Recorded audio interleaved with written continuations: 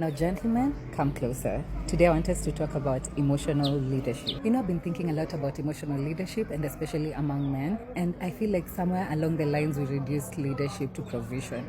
And nowadays, many men believe that leading a woman means, paying the bills, offering a solution, stepping in when there's a crisis. And yes, that is part of leadership, but that's not the heart of it. True leadership, especially emotional leadership, means that you're able to guide the emotional temperature in your home, your relationship, your conversations, and it's being able to discern when your partner's reaction is not about the logic of the issue.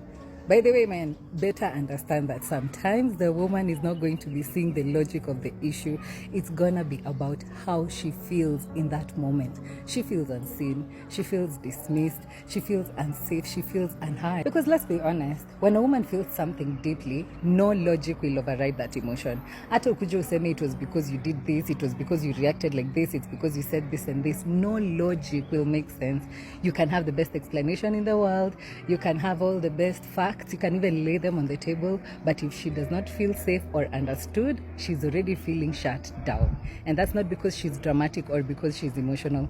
It's because she's designed to feel deeply, and that's how God wired us. And when we look in the Bible, Genesis 2 shows us how God created woman. He did not take dust like he did with Adam. He took something living out of Adam, something that already had emotion, already had rhythm, already had breath.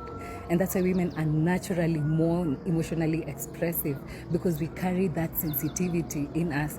And that sensitivity is not weakness, it's divine intelligence. And this is where most men miss it, that when a conflict happens, most of them either fight back or shut down. And we know what happens. The one who chooses to fight and argues their points harder, but the one who chooses to shut down withdraws completely, thinking that them being silenced is choosing peace, but in actual sense, they're just creating distance. Now, leading emotionally means saying, wait, this tension is not about who is right, it's about how we reconnect. And it's the ability to read the moment and say, okay, she's upset, but not because of what I said, but because of how I said it.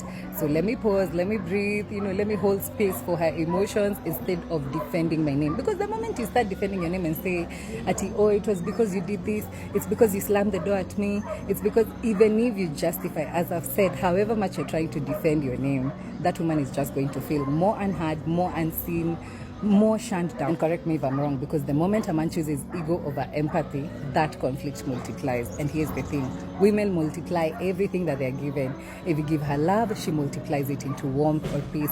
You give her a seed, she multiplies it into a baby. You give her a house, she makes it a home. You give her words of affirmation, she multiplies it into confidence and devotion.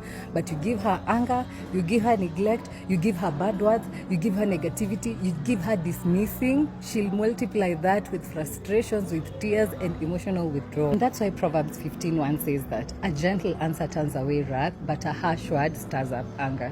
Because that's emotional leadership right there, knowing that the tone of your voice can either build a bridge or burn one. And let me give you a real example so that it can give you context. Say your woman tells you, I feel like you don't listen to me anymore. Most men will respond that that's not true. I always listen to you. You're just overthinking. What do you want from me? Everything that I give you is never enough. And just like that, she shuts down, because you've turned her emotion into a debate. Like, it's not about how you think that you show up for me. It's not about how you're always supportive of me. It's about how I feel. And you see, an emotionally intelligent response will sound like, oh, I didn't realize that I made you feel that way. Help me understand what I am missing, or maybe how I can show up for you in a better way. And you see, that one sentence, it can change an entire tone of the conversation. Another example, let's say you come back home and you find your girl is not feeling so good, or is not even looking so good, because she's just had a bad emotional day. And she comes ranting at you and telling you all the things that the children have done, this and this appointment went like this, and all the frustrations that she's going on.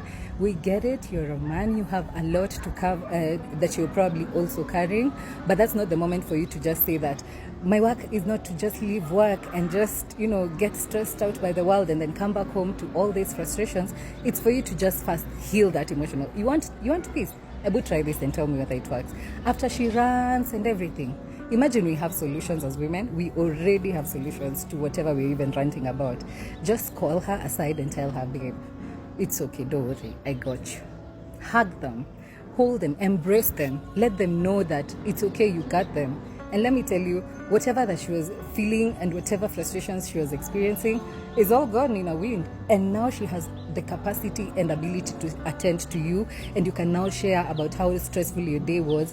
But you have to do that after, but not before, because she'll not be listening. She's still carrying a lot of frustrations emotionally. You want a more Kenya, guys, to reduce the conflict in your homes? Women know what they want at the end of the day. When they're ranting about whatever they're experiencing, it's because they already found a solution. They just want to tell their partner. They just want to feel comforted. They just want to feel heard. I love something else. I realized that majority of guys nowadays hawajui kubembeleza. Like, unaenda kubembeleza dem ati juu mmekosana, you're there, baby, please, let's not do this, let's try to reconcile. There's none of that nowadays, and that has also led to a lot of emotional neglect, because when a lady is neglected and let to feel like, yeah, I don't care about whatever you feel, or whatever you're feeling is a bit too much or exaggerated, then she shuts down and chooses not to bring her emotional issues to you. That now you're like, people who are just like, one is sorting bills and the other one is just taking care of the household. And that is the kind of marriages that are there today. What I'm trying to say is emotional leadership is not about controlling her emotions, like, why is she reacting like this, how can she stop doing this? It's about containing them. And when she's emotional, she's not trying to destroy you, so stop acting like it's an attack and someone is just after you. She's just trying to feel safe enough to be honest with you and exactly how she's feeling. And let me tell you, when you meet her there, and not with defense but with your presence, you lead her back to peace. And that's what Christ does for the church. And we see this in Ephesians 5:25. It says that husbands, love your wives just as Christ loved the church and gave himself up for her. Christ does not lead with dominance. He leads with sacrifice. He leads with gentleness, understanding. Again, only a suitable partner will also be willing to work towards the things that y'all are maybe conflicting about, or maybe even try to make a change about it. So it's not just about understanding and giving chances to also narcissistic and toxic women, by the way. But that, what I've mentioned, is the highest form of leadership, being able to lead emotion. Also, don't let small fires become wildfires because of pride. Don't dismiss her tone and miss her heart. Your ability to create emotional safety will define the quality of your connection far more than your financial provision will ever. So yeah, that's emotional leadership, and that's what covering your woman spiritually and emotionally really looks like.